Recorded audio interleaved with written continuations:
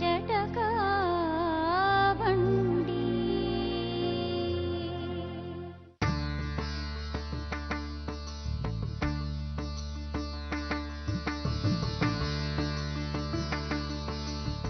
G ಕನ್ನಡದ ಸಮಸ್ತ ವೀಕ್ಷಕರಿಗೆ ನಿಮ್ಮ ಮಾಲವಿಕಾ ಮಾಡುವ ಪ್ರೀತಿಯ ನಮಸ್ಕಾರ.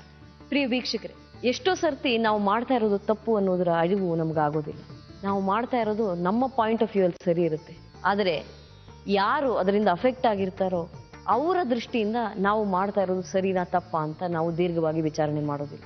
ಹಾಗೆ ಮಾಡಿದಾಗ ನಾವು ಮಾಡಿದ್ದು ತಪ್ಪಾಗುತ್ತೆ, ನಮ್ಮದು ಸ್ವಾರ್ಥವಾಗುತ್ತೆ.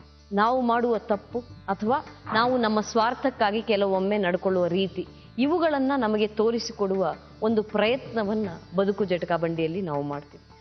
ನಾವು ಅಂತ ಯಾತಕ್ಕೆ ಹೇಳ್ತೀನಿ ಅಂದ್ರೆ, ಕೆಲವೊಮ್ಮೆ ನನ್ನಿಂದಲೂ ಆಗಬಹುದು, ಬದುಕು ಜಟಕಾ ಬಂಡಿಯಿಂದಲೂ ಅದಾಗಬಹುದು ಅಲ್ವಾ. ಹಾಗಾಗಿ ಎಲ್ಲೋ ಒಂದು ಕಡೆ ಸ್ವಾರ್ಥವಿದ್ದಾಗ ಬೇರೆಯವ್ರಿಗೆ ಅದರಿಂದ ತೊಂದರೆ ಆಗುತ್ತೆ. ಆ ಸ್ವಾರ್ಥವನ್ನ ನಿವಾರಿಸುವ ದೃಷ್ಟಿಯಿಂದ ಬದುಕು ಜಟಕಾ ಬಂಡಿಯ ವೇದಿಕೆ ನಿರ್ಮಾಣವಾಗಿದೆ.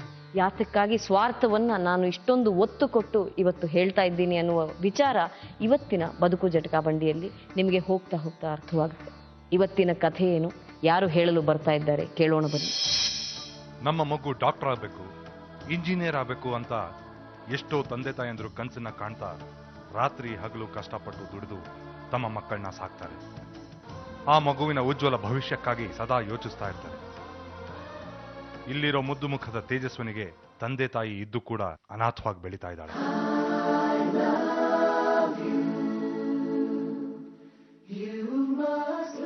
ತಾಯಿಯ ಎದೆ ಹಾಲು ಕುಡಿತಾ ಅಮ್ಮನ ತೋಳಲ್ಲಿ ಮುದ್ದಾಗಿ ಬೆಳೆಯಬೇಕಿದ್ದ ತೇಜಸ್ವಿನಿಯ ಕಥೆಯನ್ನು ಕೇಳಿದರೆ ಎಂಥವರಿಗೂ ಕರುಳು ಹಿಂಡುವಂತೆ ಮಾಡುತ್ತದೆ. ತಮ್ಮ ತಮ್ಮ ಸ್ವಾರ್ಥಕ್ಕಾಗಿ ಸುಖಕ್ಕಾಗಿ ಹೆತ್ತ ಕಂದಮ್ಮನನ್ನೇ ಬೀದಿಗೆ ಹಾಕಿದ್ದಾರೆ. ಈ ಹಾಲ್ಗೆನೆಯ ಮಗುವಿಗೆ ಆಗಿರುವ ಅನ್ಯಾಯವಾದರೂ ಏನು, ನೋಡೋಣ ಬನ್ನಿ ಇಂದಿನ ಸಂಚಿಕೆಯಲ್ಲಿ.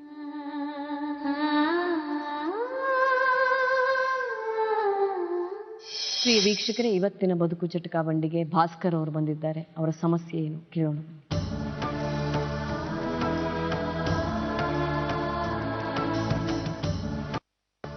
ನೋಡಿ ಮೇಡಮ್, ನಮ್ಮ ಮಗುಗೆ ತಾಯಿ ಇಲ್ಲ ಮೇಡಮ್, ದಯವಿಟ್ಟು ನಮ್ಮ ಮಗುಗೆ ತಾಯಿ ಕೊಡಿಸ್ಕೊಂಡು.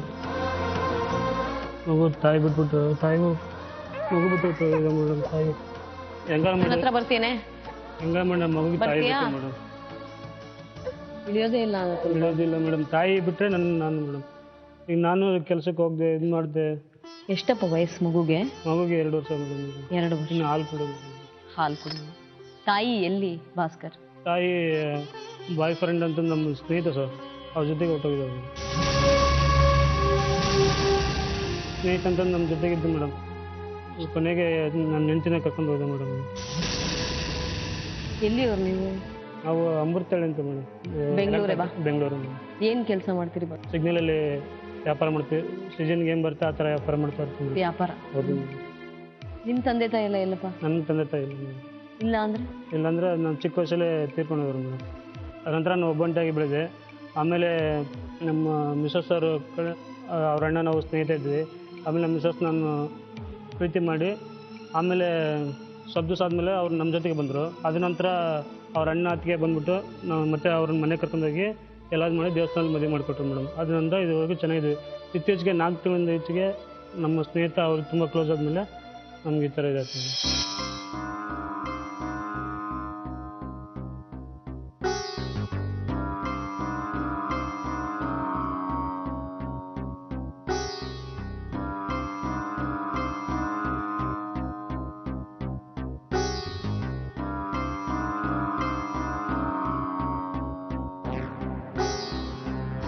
ಸ್ನೇಹಿತರು ಅಂದ್ರೆ ಯಾರಪ್ಪ?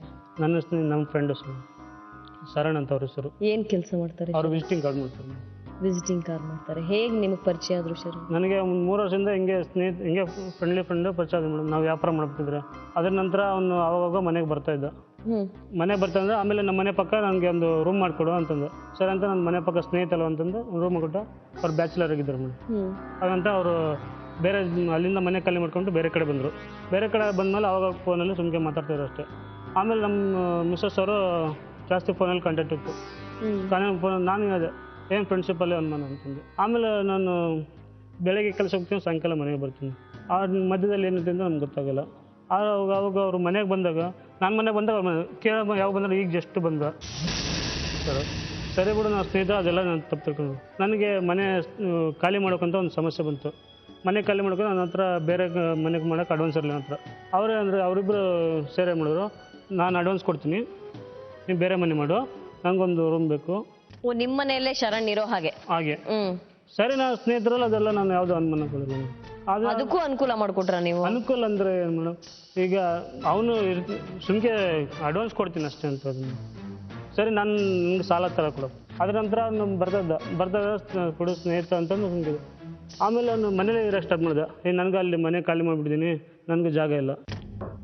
ಓ ನಿಮ್ಮನೇಲಿ ಇರ್ತೀನಿ ಅಷ್ಟೆಲ್ಲ ಅವನು ನನಗೆ ಹೆಲ್ಪ್ ಮಾಡಿದ್ದೇನೆ, ನಾನು ಅವ್ನಿಗೆ ಅದು ಹೆಲ್ಪ್ ಮಾಡಿದ್ರೆ ತಪ್ಪಾಗುತ್ತಲ್ಲ, ಅದೇ ಇದು ಮಾಡಿದೆ. ಅದೇ ಅಂತ ಬೆಳೀತಾ ಇಲ್ಲೇ ಒಲೆ ಬಂತು.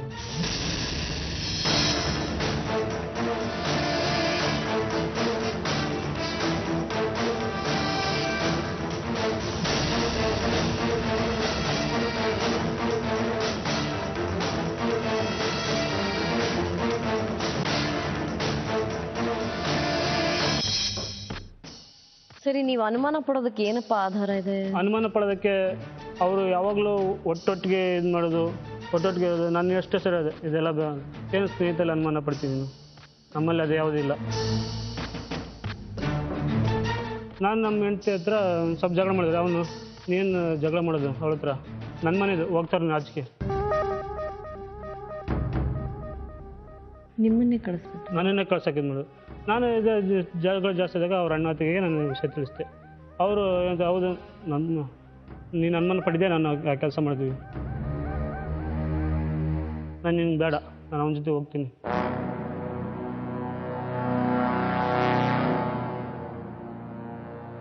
ಮಗುಗೆ ಹುಷಾರಿಲ್ಲ, ಅವ್ರ ತಾಯಿಗೂ ಹುಷಾರಿಲ್ಲ, ಹುಷಾರಾದ ಮಗು, ಹಾಲು ಕುಡಿಯೋ ಮಗು.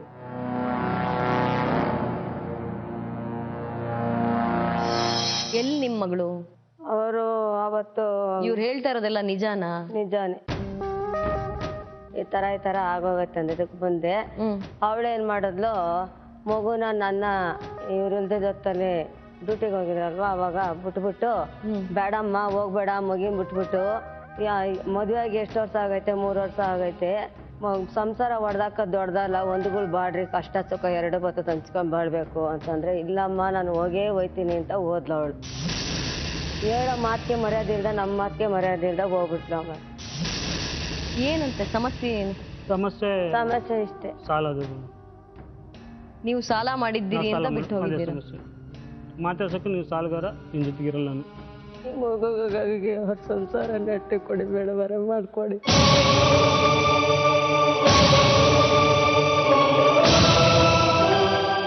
ಮಗು ಬಗ್ಗೆ ಏನು ಇದಿಲ್ವ ನಿಮ್ಗೆ? ನಾನು ಹೇಳ್ದೆ, ಮಗು ಬಿಟ್ಟು ಹೋಗ್ಬೇಡಮ್ಮ, ಇರೋದಿಲ್ಲ, ಹಾಲು ಕುಡಿಯೋ ಮಗ, ಬಿಟ್ಬಿಟ್ಟು ಹೋಗ್ಬಿಟ್ರೆ ಹೆಂಗೆ ಅಂತ. ಮಗನು ಬೇಡ, ನನ್ಗೇನು ಬೇಡ ಅಂತ ಹೋದ್ಲು.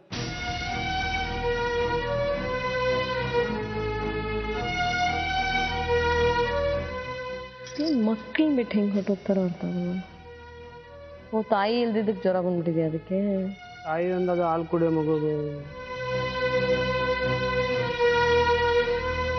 ಇವಾಗ ತಾಯಿ ಏನೋ ಹೊಟ್ಟೋಗ್ಬಿಟ್ಲು, ಈಗ ಪಪ್ಪನೇ ಹೊಟ್ಟೋಗ್ಬಿಡ್ತು ಅಂತಂದ್ರೆ ಬಿಡ್ತಲ್ಲ ಮೇಡಮ್.